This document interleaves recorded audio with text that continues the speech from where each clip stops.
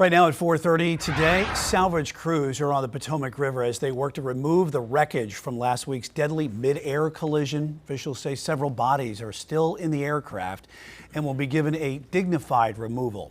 About 30 minutes ago, officials said they hope to finish pulling the fuselage out today in the cockpit tomorrow.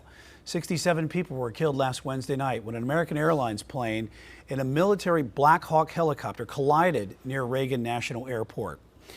And those families grieve, including the several here in Charlotte. There's going to be some time for questions about the next legal steps they have possibly in receiving compensation and for their pain and suffering. Queen City News Chief legal analyst Khalif Rhodes is here joining me now. And also joining us via Zoom is aviation lawyer Justin Green. And Justin, you confirmed today that your firm, Kreinler & Kreinler, has talked with some of the victims' families about their legal next steps. But this process will take some time, maybe years, to materialize into something.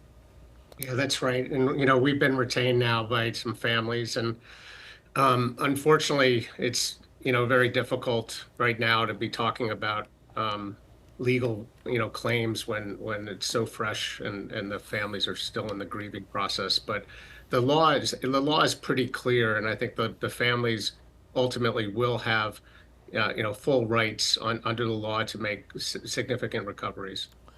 Justin, we know that the helicopter pilot was flying 100 feet over what was allowed. Would that factor alone be enough to file a claim on behalf of the victims under the Federal Tort Claims Act? I understand that to be successful in those types of claims, the Negligent Act has to arise from some specific mandatory statute, regulation, or policy.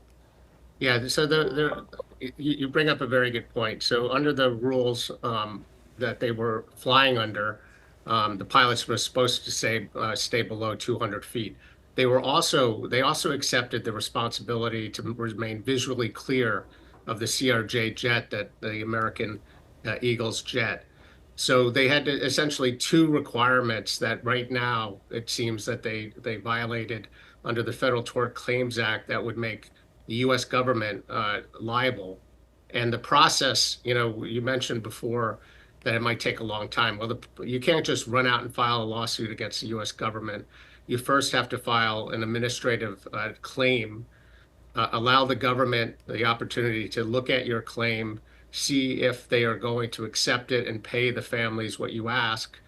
And only after your claim has been denied or the government just sits on it for 6 months can you file a lawsuit. So the very soonest any lawsuit could possibly be filed would be 6 months from now, assuming someone ran out and filed a notice of claim today and it got denied tomorrow. But so it's going to be quite a while.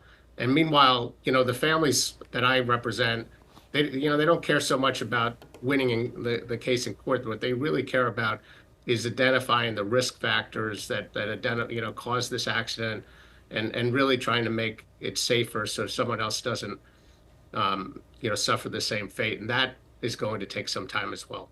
Yeah, and Justin, you talk about the process you were talking about and how you do a lawsuit like this against the government. Your firm has a history of these lawsuits, most notably the settlement reached with the families of the last major aviation disaster in America. That was the 2009 Buffalo plane crash involving Colgan Air. That's right. Yeah, I was one of the lead lawyers in the Colgan Air case. That went to court. It was fought out, over several years. And there are just very complicated legal and factual issues involved in aviation cases. Here, going after the government is kind of a uniquely challenging because you won't get a jury. You're going to be arguing your case to a judge.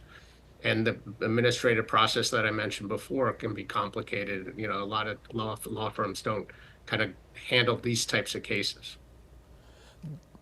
You talked about the administrative process, and after the government either accepts or rejects your offer, how long does it take before you submit that claim? And then do you wait till after the NTSB's investigation is completed, or do you do that while in coordination with the NTSB?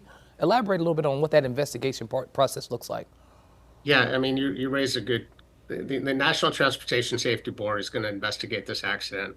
Their investigation is going to take over a year. A year from now, maybe they would have a hearing, and after the hearing or at the hearing, issue what are known as probable cause determinations and contributory factors, the things that the NTSB determined caused the accident. In this case, there also may be Army investigations that will take place over a similar time. Well, there are two things. One is under federal law, the findings of the NTSB are not usable in court. I can't go into court and say, look, the NTSB says it's the helicopter pilot's fault or the airline's fault or the air traffic controller's fault, and therefore I win.